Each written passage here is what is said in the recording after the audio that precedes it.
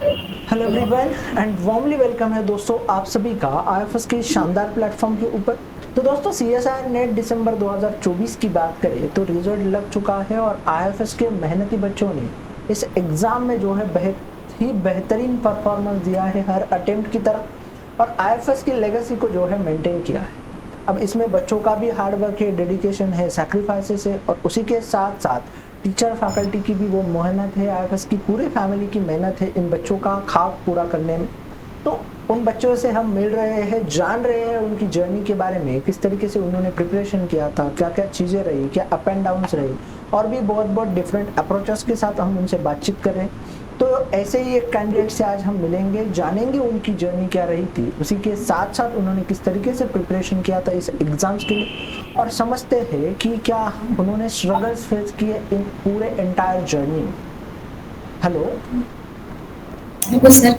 थोड़ा अपने बारे में बताइए हमें। सर मेरा नाम स्वर्णिमा सौरभ है और मैंने इस बार जेआरएफ नेट जेआरएफ क्वालिफाई किया है विद रैंक 255 और मैं पूरे आईएफएस टीम को थैंक यू बोलना चाहती हूँ क्योंकि उनके ही प्रॉपर सही गाइडेंस की वजह से मैं आज यहाँ तक पहुँच पाई हूँ। ओके, तो आपको पहले तो आपका वार्मली वेलकम है एंड आपको मैं कॉन्ग्रेचुलेट करना चाहूँगा मेरी तरफ से, पूरे आईएफएस फैमिली की तरफ से।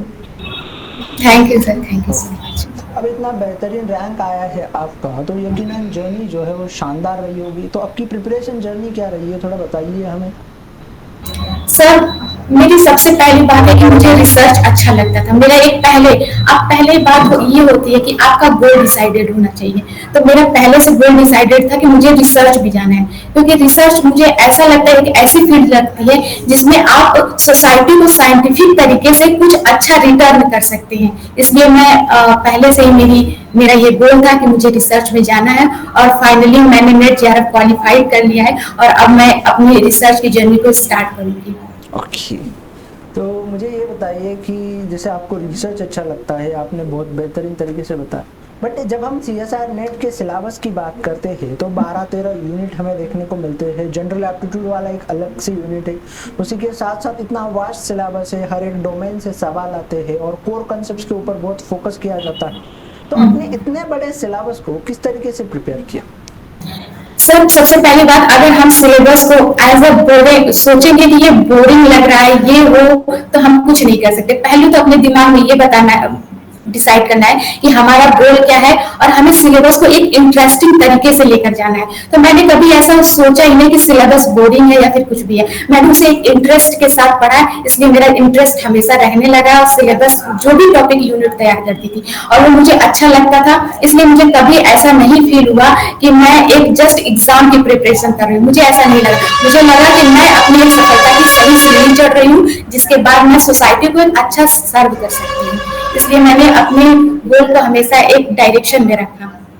ओके, अब मुझे ये बताइए कि आपने कितने यूनिट्स को प्रिपेयर किया था सीएसआई नेट के लिए? सर मैंने कम से कम 10 यूनिट्स को तो टारगेट कर लिया था। ओके, और सबसे इजी यूनिट कौन सी लगी थी आपको? सर मुझे सबसे इजी तो इकोलॉजी और इवोल्यूशन लगा था। उससे तो मेरे लगभग सारे क्वेश्चन बन जाते थे और डेवलपमेंटल बायोलॉजी भी बहुत अच्छा था क्योंकि विशाल सर ने जिस हिसाब से मैं पढ़ाया था उस हिसाब से तो बहुत ज्यादा इंटरेस्टिंग तरीके से पढ़ाया था। तो मुझे कभी भी ऐसा नहीं लगा कि मतलब उसके क्वेश्चन मुझसे नहीं होंगे, क्योंकि अगर आपका इंटरेस्ट है तो क्वेश्चन जरूर सॉल्व होंगे। ओके, अब जैसे आपने बोला ecology, evolution and developmental biology आपको अच्छा लगता था, बट इन तीनों सब्जेक्ट्स की बात करें तो इकोलॉजी एंड इवोल्यूशन में आपको मेमोराइज करने वाली बहुत सारी चीज़ें हैं, आपके पास फैक्चुअल डाटा बहुत सारा होता है। और डेवलपमेंटल बायोलॉजी के बारे में मुझे बच्चों से एक चीज़ जानने को मिली है, मतलब समझने को मिली कि उनका कहना होता है कि सर ये यूनिट पढ़ने में तो बहुत आसान है बट इसके सवाल एग्जाम हॉल में सॉल्व नहीं होते। तो फिर आपका क्या एक्सपीरियंस रहा था इन तीनों यूनिट्स के साथ? ये तो सर है कि इंटरेस्टिंग तो बहुत लगता था लेकिन जरूरी नहीं कि आपके 100% क्वेश्चन सॉल्व भी हो जाए।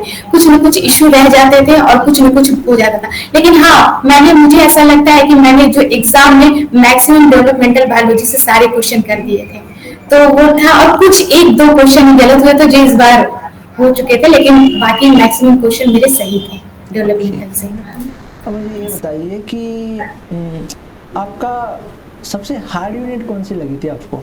सर मुझे सबसे ज्यादा मॉलिक्यूलर जो है कि मॉलिक्यूलर बायोलॉजी थोड़ी हार्ड लगी थी, क्योंकि उसको प्रिपरेशन करना ठीक है, लेक्चर वगैरह तो मैं कंप्लीट करी, पर रिवीजन एक बहुत बड़ा टास्क बन जाता था। उसको पूरी यूनिट को अच्छे से पूरा रिवाइज करके उसकी पीवाईक्यू सॉल्व करना, ये थोड़ा मेरे लिए चैलेंजिंग रहा है मॉलिक्यूलर बायोलॉजी। ओके, तो आपके लिए मॉलिक्यूलर बायोलॉजी सब्जेक्ट जो है बहुत चैलेंजिंग यस, रहा। यस। अब मुझे ये बताइए कि आपने सीएसआर नेट को क्यों चुना? मतलब आप यूपी से हो, आपके यहाँ पे या स्टेट में जो है ट्रेंड चलता है पूरा यूपीएससी के लिए, स्टेट पीसीएस के लिए, सीजीएल के लिए, डिफरेंट गवर्नमेंट एग्जाम्स के लिए, तो आपने मतलब इनसे इतना हटके क्यों सोच के सीएसआर को चुना? थोड़ा बताइए इसके बारे में। सर, सबसे पहली बात तो मैं जिस जगह से आती हूँ, मैंने एक चीज वहां देखा था कि वहां साइंस को लेकर जो अवेयरनेस थी लोगों के अंदर, वो बहुत कम थी। तो मेरा इंटरेस्ट था, मैं सोचती थी अगर मैं कुछ इस फील्ड में कुछ बेहतर कर सकूं, तो मैं अपनी सोसाइटी के लिए भी कुछ अच्छा कर सकती हूँ। कई बार होता है कि उस एरिया के लोगों को कुछ पर्टिकुलर डिजीज के बारे में नहीं पता होती है, कुछ ज्यादा अवेयरनेस नहीं होती है, तो मैं चाहती थी कि सोसाइटी के लिए भी कुछ कर सकूं। ओके, तो आपको लगता है मतलब आप सीएसआर से पढ़ के रिसर्च करके सोसाइटी के लिए आपको इम्प्रूवमेंट करने की। यस सर, यस, ओके, बिल्कुल। अब मुझे ये बताइए कि जस्ट लाइक थोड़ा बहुत 1 महीना, 1.5 महीना, 2 महीने पढ़ने के बाद सैचुरेशन सा लगने लगता है, यस सर, यस जैसे सर। बोरिंग लगने लगता है, तो फिर आपका क्या रहा था? सर, ये सब तो मैंने आईएफएस से ही सीखा है, क्योंकि कंसिस्टेंसी मेंटेन करना और डिसिप्लिन रहना, ये सब तो मैंने आईएफएस से ही सीखा है। क्योंकि यहाँ के टीचर इतने डिसिप्लिन हैं और इतनी मेहनत के साथ पढ़ाते हैं, तो मेरे अंदर भी वो था कि जब टीचर इतनी मेहनत कर सकते हैं तो स्टूडेंट क्यों नहीं कर सकते। इसलिए मैंने पूरी कंसिस्टेंसी के साथ मेहनत की, और लास्ट टाइम का ये जो जेआरएफ एक्सप्रेस, महाकुंभ और एग्जाम मैपिंग था, ये मैं रेगुलर क्लास करती थी। इसको मैंने कभी भी ये सब यूनिट्स को अच्छे से टारगेट भी किया और सारे कॉन्सेप्ट को क्लियर भी किया, वो सबसे ज्यादा हेल्पफुल रहा सर। अब मुझे ये बताइए कि आपने मास्टर्स के साथ इसके लिए प्रिपरेशन की है या मास्टर्स के बाद प्रिपरेशन की है सीएसआर? सर, मैंने मास्टर्स के बाद किए, प्रिपरेशन थोड़ा सा मुझे हो गया, क्योंकि अगर मेरा गोल डिसाइडेड तो था, लेकिन मुझे थोड़ा मास्टर्स में अपना टाइम देना पड़ा, इसके बाद मैंने अपनी जर्नी स्टार्ट की, तैयारी की।